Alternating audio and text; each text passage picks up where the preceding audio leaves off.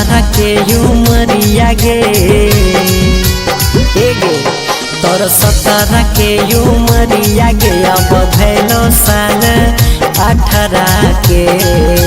हाँ कैसे बनबो तोर भतारा गे लागो बड़ी खतरा गे कैसे बनबो तोर भतारा गे लागो बड़ी खतरा गे।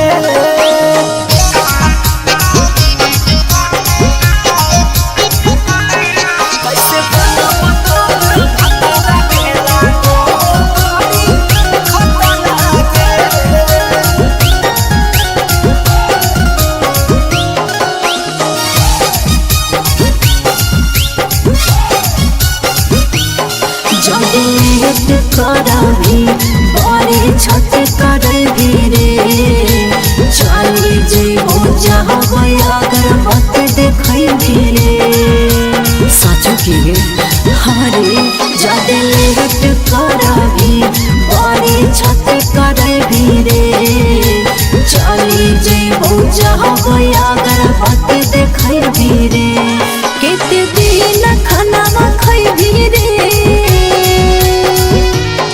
केते दिन खाना खैबे तै मम्मी के पकड़े आचारा रे तोर बना तो रोजे जतारा रे बनी जो हमर भतारा रे कैसे बनब तोर भतारा गे लागो बड़ी खतरा गे।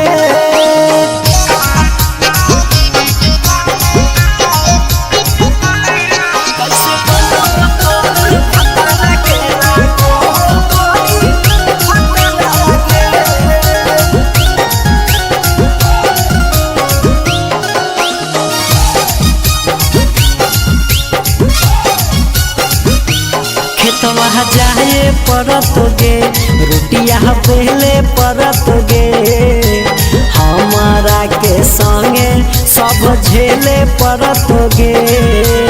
आई डोंट केयर रे खेतवा जाए परत गे रोटिया पहले परत गे हमारा के संगे सब झेले परत गे नहीं सुनबो हम गरिया गे गे नहीं सुनबो हम गरिया गे खटुआनी खतरा गे।